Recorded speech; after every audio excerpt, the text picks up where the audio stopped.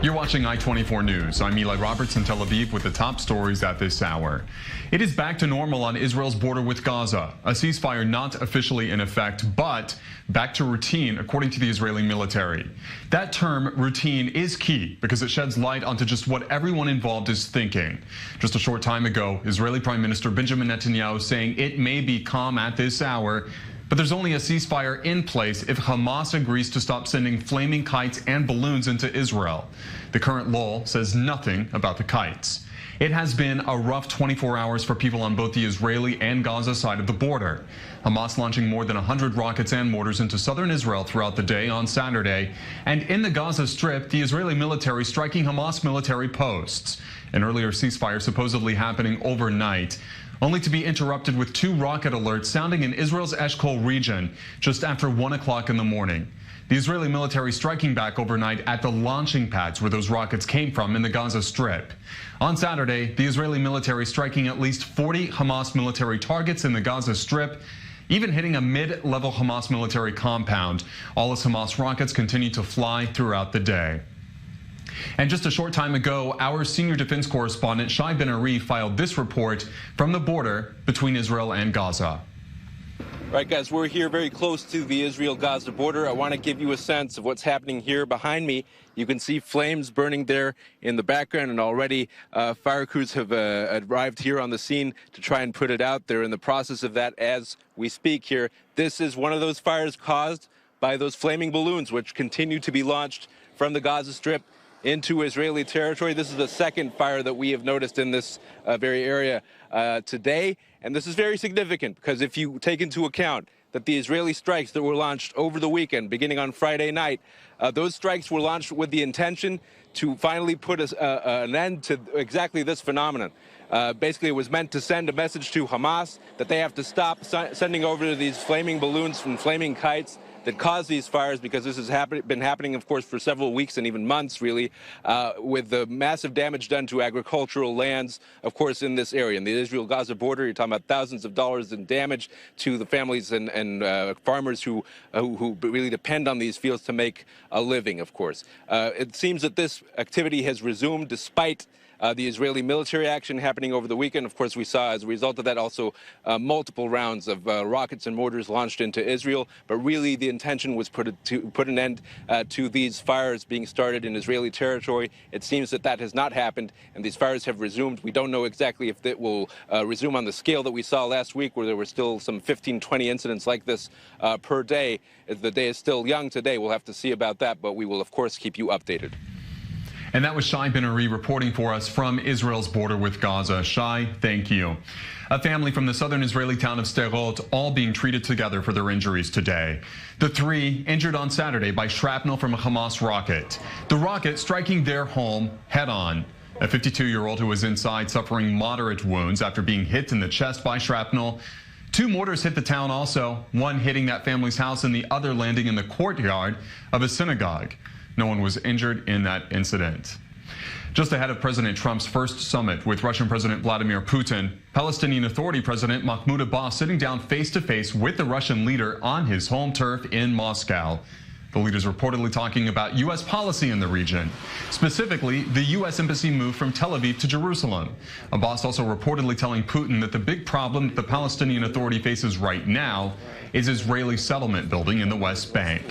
Here's what President Abbas had to say a bit earlier. Indeed, today, our region and Palestine go through a difficult time, and I can tell that another crisis is developing, which is related to the situation in Palestine. And first of all, I mean the attempts and plans of Israel regarding the new settlements. This is what worries us very much. President Abbas reportedly set to stay in Moscow until after the World Cup final before heading back to the Middle East. A joint coalition of protesters taking to the streets of Tel Aviv late Saturday night, all in protest of that controversial nation-state bill. Their message that this is home for all of us. The bill would make Hebrew the official language of Israel and give Arabic unique status. But right now, both Hebrew and Arabic are the official languages of the country. That bill is set to come to a final vote in Israel's parliament on Monday night. The people voted for it, but British Prime Minister Theresa May is telling her government to shape up or there may be no Brexit at all. That story, of course, making the top headlines in London. 2 government ministers resigning from Prime Minister May's government over the past few weeks over the way she is handling Britain's exit from the European Union. May telling the Sunday Mail that if lawmakers don't keep their eyes on the prize, they risk ending up with no Brexit at all. There has been talk of a soft Brexit that would keep much of the status quo regarding trade and movement in place with the European Union. U.S. President Donald Trump criticized May for considering a soft exit from the EU. And for more on that, I want to go live to our UK correspondent, Jonathan Sacerdote, who is standing by in London. Jonathan, is it really possible that Brexit may not happen? It seems very unlikely that Brexit won't happen because all major political figures are dedicated to and committed to giving people what they voted for. Over 17 million British people voted in a referendum they were told would decide the issue, and they voted narrowly in favour. But of course, what we've seen over the last few days has shown that there are various kinds of Brexit that could happen. And Theresa May has come up with a negotiating position, which she has just said in an interview on the BBC is negotiable. It's one that works in negotiations, that she feels delivers on most of the major issues that people voted on, but which some see as somewhat softer than they would like. They see there being too much alignment with EU rules in the future. Okay, so Jonathan, let's talk about that, because a soft Brexit, how is it really different from just staying in the EU as Britain has been for quite some time? What's the difference? Well, again, here the complicating factor is that we need to decide what we mean by soft and by hard when we talk about Brexit. William Rees-Mogg, the major Brexiteer backbench Tory MP, said it's a bit like an egg. If it's only slightly boiled, it's not boiled at all, but if it's hard boiled, it's definitely boiled. In terms of Brexit, what we're looking at is how closely Europe and the UK remain aligned so that Britain can continue free trade with Europe and satisfy their rules. Theresa May says that Donald Trump has said that there could be a trade deal between the two, but in an interview he gave today, it's been revealed that he's told her there needs to be a carve out for America. And this is the crux of the problem, which is to say, if they align themselves too closely with Europe, the British will find that they may be prevented from making trade deals with America and other countries around the world because their regulations are too strict and too tight. If they don't do enough alignment, they'll find that they can't trade with Europe, a major trading partner. Listen, the deadline is quickly approaching. Any chance of a solution? Well, there has to be some form of solution, and if there isn't, the option that they've been preparing for is to crash out, as people have said, to go out with no deal. And the government has said it is stepping up its preparations for that possibility, even though they don't want it. And that would mean that Britain and Europe revert to the World Trade Organization rules, which are used for a number of other countries around the world. But it would certainly make a very big difference between Britain and Europe, which have enjoyed trade of a different nature for many years. All right, Jonathan Sacerdote reporting live for us from London. Thank you. And staying in the UK, where U.S. President Donald Trump telling reporters that the Queen told him Brexit is a very complex problem. Trump going on to say that no one had any idea how complex it would be. Those comments coming just as Trump wrapped up meetings with British Prime Minister Theresa May and had tea with the Queen. Prime Minister May pushing to make a bilateral trade agreement, as you just heard, with the United States. Trump even saying that the U.S. may give Britain favorable terms over the EU. Trump greeted with protests throughout his visit to Britain, a protester even flying in his airspace with a sign that said Trump is under par. Also, we move on now to the sprint to the high-stakes summit between President Trump and Russian President Vladimir Putin. The president golfing today at his seaside Scottish resort, Turnberry. It's the final stop of a 4-day tour of the UK. He is dismissing calls by some Democrats to cancel a meeting with Putin after special counsel Robert Mueller's team announced the indictment of 12 Russian intelligence officers for hacking Democrats in the 2016 election. The president insisting on Twitter that the meeting will go on. And the wait is nearly over for World Cup fans. The final happening tonight, Moscow time, where the match is set to be held. France taking on Croatia, both teams overcoming incredible obstacles in order to get there. Croatia putting an end to England's World Cup ambitions late last week. And France doing the same to Belgium in a nail-biter match. And just for the record books, European teams have only won back-to-back World Cups twice before, the last time in 1938. The winner of the France-Croatia match will be only the third time that has happened. And stay with I24 News, there is still much more to come.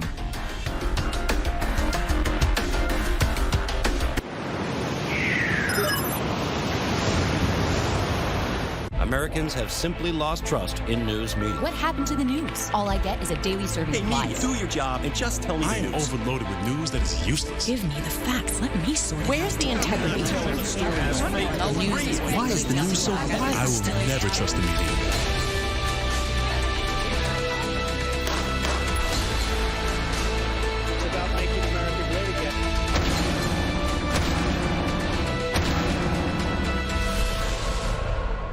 Politics, economics, business, and technology.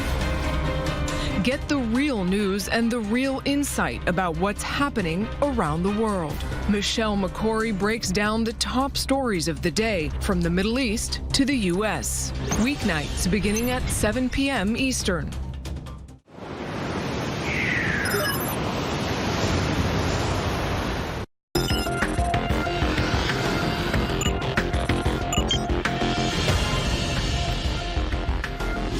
Welcome back. You're watching I-24 News. Let's get back to Gaza in what was the biggest flare-up in tensions since the last war between Israel and Hamas in 2014. In the exchange, Israel saw more than 100 rockets launched into Israel. The Israeli military striking Hamas targets throughout the Gaza Strip. The numbers: 2 Palestinians killed in clashes with the IDF over the weekend. On the Israeli side, 4 injured in total, 1, a family, with 3 members hurt when a rocket scored a direct hit on their house. And here with me now in studio, Reserve Colonel Alon Eviatar with us, as well as I-24 Senior Middle East Correspondent Mohammed Al-Qassem. Alon, I want to start with you and that statement that we heard from Prime Minister Netanyahu earlier today, saying that we may have a calm on the border, but at the same time, if there is no end to those flaming kites, there is no ceasefire. I'm not sure, right? I'm not sure that the Israeli condition will hold for a long time. Because up to the analyzing what's going on inside the Hamas headquarters and in the field, I can assume that during the next days, the phenomena or the course of flowing kites and the helium balloon will continue. It's not a question of black or white. I can assume that during the next days, maybe more of that, young Palestinian people will come again to the fence and flow those kites and so on. And I'm not sure that it will be continue as the Israeli side want to. The main condition or the main Israeli demand is to stop immediately, totally, the launching of the rockets and so on. So I think that the Israeli demand from this morning about the ceasefire is stopping at all the launching of rockets, all kinds of rockets, but I'm not sure that the condition, the Israeli condition, which is quite well, to stop the kite or the helium balloon, it will be on the field, on the ground, hold for a long time. If these flaming kites do continue, talk about the border crossings into Gaza. And just for our viewers to know, you actually dealt with that quite extensively with your post. Is there any chance that those border crossings may be continually restricted, more so than what we see now? Up to the experience, to the long experience, based on the relationship between Israel and the Gaza Strip, I believe that the border, or let's say the passage, or the barrier, or all the relationship between the two areas will continue as it is. Because to take care about humanitarian cases and so on, this is the main topic which located on the agenda, the Israeli agenda as well. I think that we are in the middle of a new front. I can say war of attribution for a long time.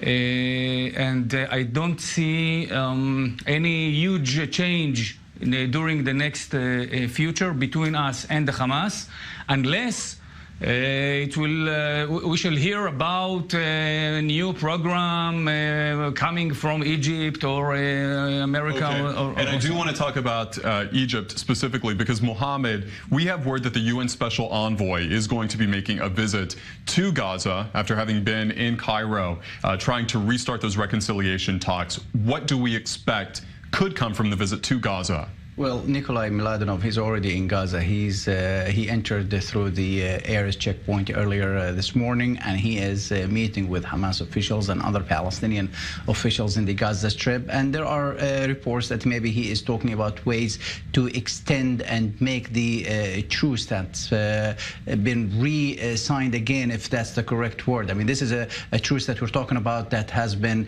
in place since 2014, since Protective Edge War of 2014. Between Hamas and Israel. So with the help of the Egyptian officials as well as UN officials, including Nikolai Miladinov, there has been they've reached to reassess or reconfirm the understandings. He will have a press conference in the coming hour speaking about what he talked to Hamas officials and other Palestinian officials in the Gaza Strip. He may have gone there with some offers, with some suggestions, not only from the Egyptians but also from Israel. And he's going to play a shuttle kind of game between Israel and Gaza to see how he can put together, with the help of the Egyptians, a long-standing truce. Those flying incendiary kites are proven to be an asset to Hamas. They have been able to use those to exert pressure on Israel and try to use them as a bargaining chip, along with the demonstrations that have been taking place since the end of March. So Hamas is definitely under pressure in Gaza, but Israeli Prime Minister is also under pressure domestically, mainly from the communities along the Gaza-Israel border. Both sides are not interested in an escalation in the military situation along the borders, but at the same time, any event could spark a full-fledged military confrontation. And as you see right there on the screen, we did actually have a flaming kite that came into Israel just a short time ago. Our reporter caught it right there. My question for you, Colonel, is, with something like this happening today, how long would it take for Israel to respond and for us to get a clearer sense of, is this really a ceasefire? Is there really a truce between the two, or is it more complicated? It's a very important question in this day, and I believe it will be the question during the next week also. I think that the Palestinian side will continue this phenomena, will continue to flow kites, and Israel cannot go on with this phenomena without any reaction. There is a strong pressure from the Israeli citizens. There is a strong pressure from inside the Israeli government also on the Prime Minister to take steps, to do something to change the situation. You know, between 0 to 100, there is average lines. You know, there is a middle way. I believe that Israel will find during the next weeks suitable way how to confront or how to solve this problem. It should be combined with, let's say, short solution or limited solution for the humanitarian cases, humanitarian problem in Gaza Strip. There isn't full solution. Okay. The full solution is far away. Okay. I'm sorry. Colonel, thank you for joining us. Mohammed, thank you as always. And we will continue to follow this story throughout the day. Stay tuned. There's more ahead. It's about sports. You're watching I-24 News.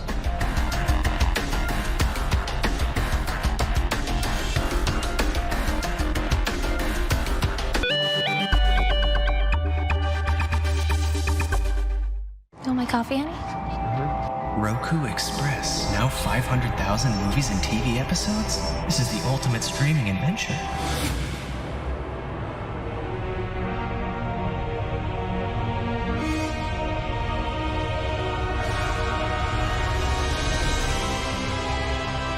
Jack. Oh, great choice. Hey, where's my coffee?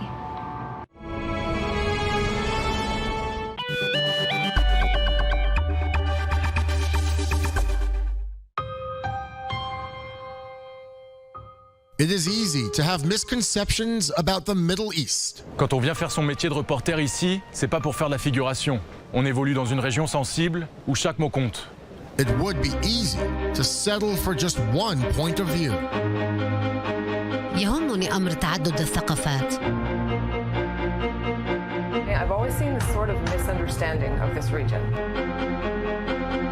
In the most sensitive area of the world. We work 24 hours a day, 7 days a week. There's no room for mistakes. We want to make sure that the viewers get the full picture from all angles and break down the complexity of all these issues affecting us. Our duty is to show the whole picture. C'est sans doute le meilleur endroit pour analyser et décoder l'actualité internationale. To explore all the angles. Telling the precise story, just the facts, nothing else. To tell you the whole story. وجهات النظر المختلفة، الآراء المتضاربة أحيانا تجعلنا نقدم أفضل المعلومات. To give a voice to all the players. C'est mettre en valeur la liberté d'expression. This is much, much bigger than any of us. I-24 News. See beyond. Whether you're just getting out of bed or starting your day, or you're already hard at work, we cut through the clutter to give you the right dose. Breaking news and top headlines from Israel, the Middle East, and around the world. Politics, pop culture, sports, and music. We track the big stories from the heart of the Middle East. Brace yourself for your daily dose of news.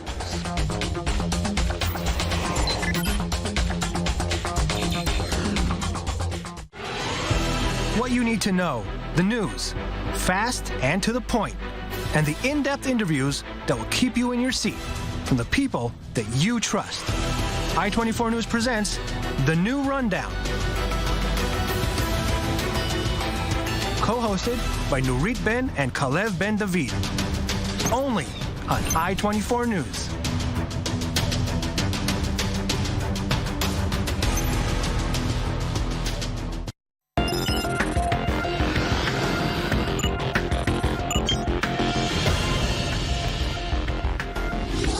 And the wait is nearly over for World Cup fans. The final happening tonight, Moscow time. That's where the match is going to be held. France taking on Croatia, with both teams overcoming incredible obstacles in order to get there. Croatia putting an end to England's World Cup ambitions late last week, and France doing the same to Belgium in a nail-biter match. And for those of you who keep the record books, European teams have only won back-to-back World Cups twice before. The last time in 1938. The winner of the France-Croatia match will be the only time, third time I should say, that has happened. We're going to stay with sports because Angelique Kerber is becoming the first German since Steffi Graf to win in Wimbledon. That was back in 1996, but obviously the second German winning today.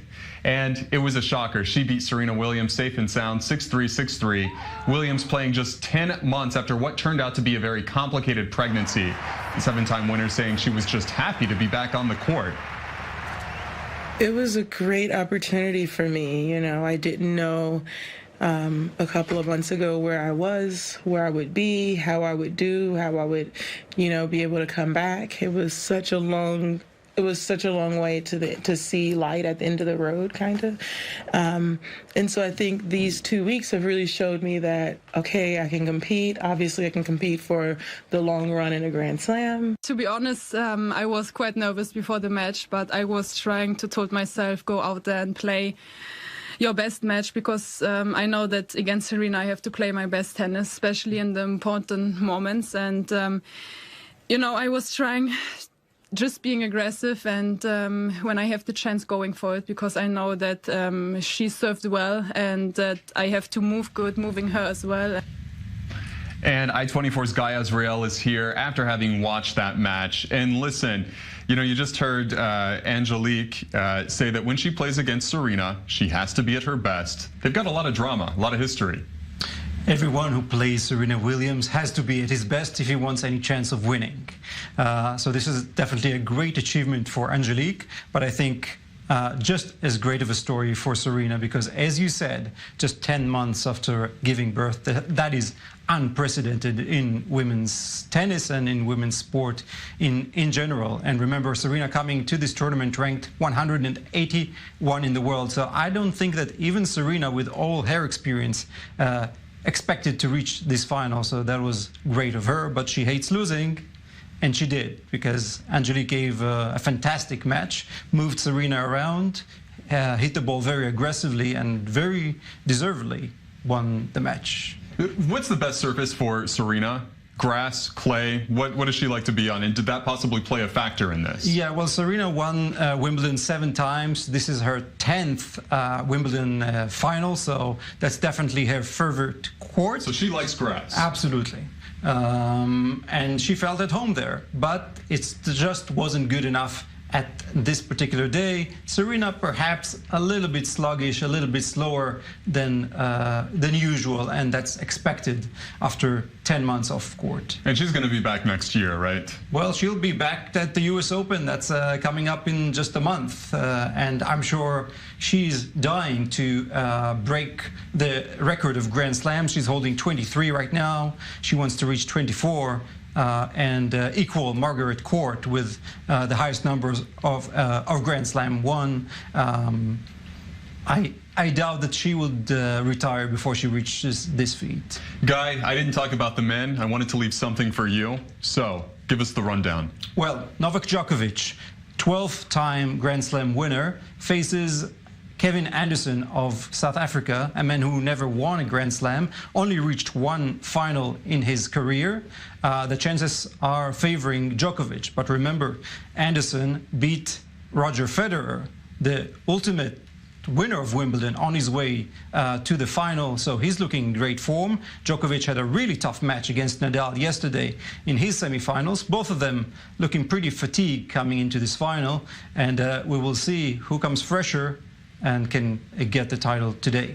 Guy, you know, a lot of people have a bone to pick with the people who essentially scheduled the final for the World Cup and Wimbledon because they're almost coinciding, they're almost overlapping with each other. How could that happen? This is quite incredible indeed, and Wimbledon and the World Cup knew very well in time what time those and what day and time these finals are going to take place. No one budged and chose to change the time, and so Wimbledon final is going to start just exactly 2 hours before the World Cup final, and they are sure to overlap.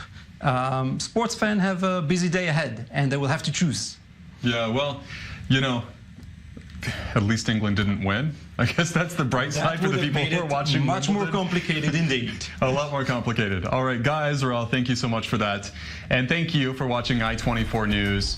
Follow the conversation on Facebook, Twitter, and Instagram, and on our website at i24news.tv. You're watching I-24 News.